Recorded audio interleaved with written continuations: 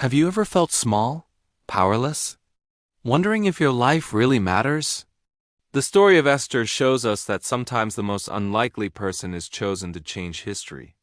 Long time ago in Persia, a land far away, lived a young Jewish woman named Esther. She was raised by her loving cousin Mordecai after losing her parents. They were just an ordinary family living an ordinary life. Nothing really exciting ever happened until one day when Esther's life took an unexpected turn. The king of Persia, Xerxes, was looking for a new queen, and out of many women who were chosen, Esther was selected. Now, Esther never thought of herself as anything special. She was just a simple girl next door, but God had a different plan for her. He chose her not because he created her to be a queen, but because he created her to be Esther, his Esther, and he had a mission for her. Meanwhile, in the king's court, a powerful man named Haman rose to power.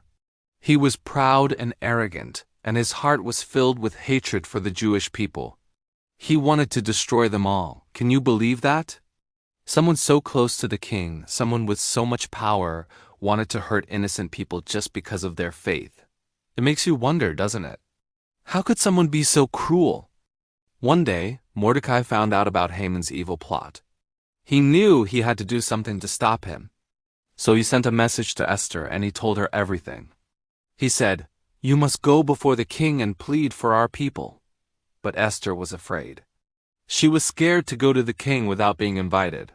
You see, in Persia, the law was that anyone who went before the king without being invited ran the risk of being put to death.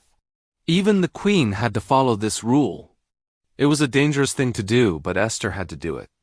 She knew that her people depended on her. For a moment, fear gripped her heart.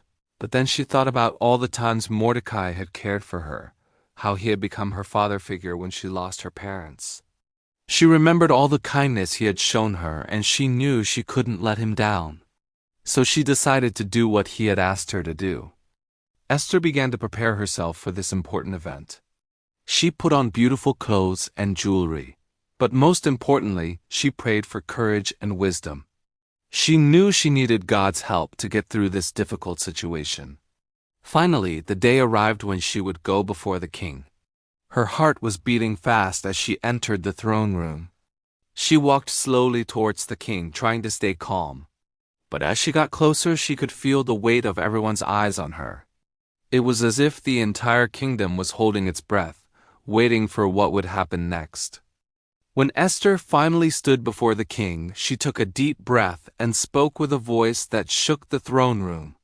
She told him about Haman's evil plan to destroy her people, the Jews. As she spoke, the king's face turned red with anger. He couldn't believe someone would try to harm his people. He immediately ordered for Haman to be brought before him.